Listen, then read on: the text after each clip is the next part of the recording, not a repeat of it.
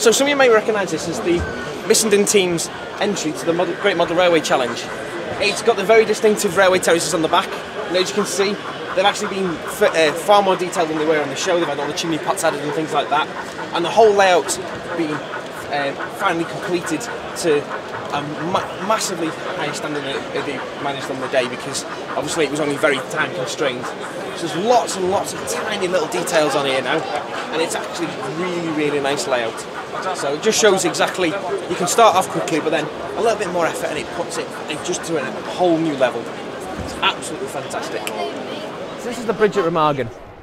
It's a layout set in September 1944, just after the Operation Market Garden during the war, and it shows the German preparations trying to shore themselves up to stop the Allies advancing across the bridge, the very strategically important bridge at Remagen. There's a lot of very small details on here, not only because it's engaged, but there's little things like there's a crashed Lancaster here with not just the Lancaster, but you've got people trying to come and take parts off it, you've got the air crews and everything, and you've also got civilian scenes like the farming scenes here. There's some tanks which are being repaired and prepared at the back, as well as the trains with the multitude of different trains. You can see here there's an ambulance train coming through. We've had trains with rockets, trains with tanks, everything you can imagine.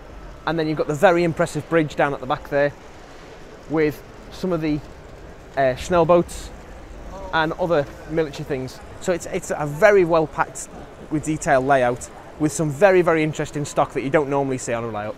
So this is the Wharton Road Preservation Society. It's based on a preservation era layout, so it could be present day, it could be whenever you want, because it's all preserved locos here. Gives them a chance to run what they want, but as you can see, it's in gauge 3, it's absolutely huge. It's probably one of the biggest scales you'll ever see at a model exhibition. So it runs for almost the full width of this hall. But there's some really nice and interesting features as well. We've got a little engine shed here, and even a ride-on railway, the sort of thing that you see at most preserved railways.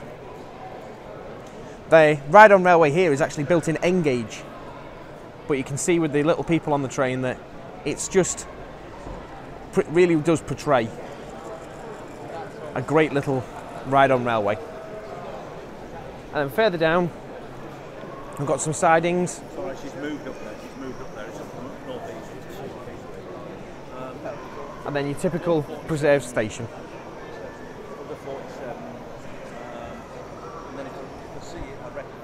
But it truly is at an immense scale. So this is Eccleston. It's a railway from the Lancashire and Yorkshire Railway set around the Preston area in the village of Eccleston, which never actually had a railway connection, and it's set in around 1910. So it's right smack bang in the Lancashire and Yorkshire era, and as you can see, it's got a lot of the smaller coaches on it there, and the nice things you saw around these turn of the century railways.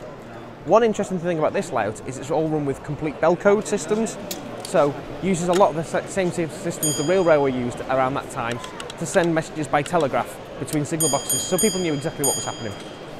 So we've seen some classic model railway layouts, but this is something just a little different. This is Habbaniya, which is based in Iraq in 1941.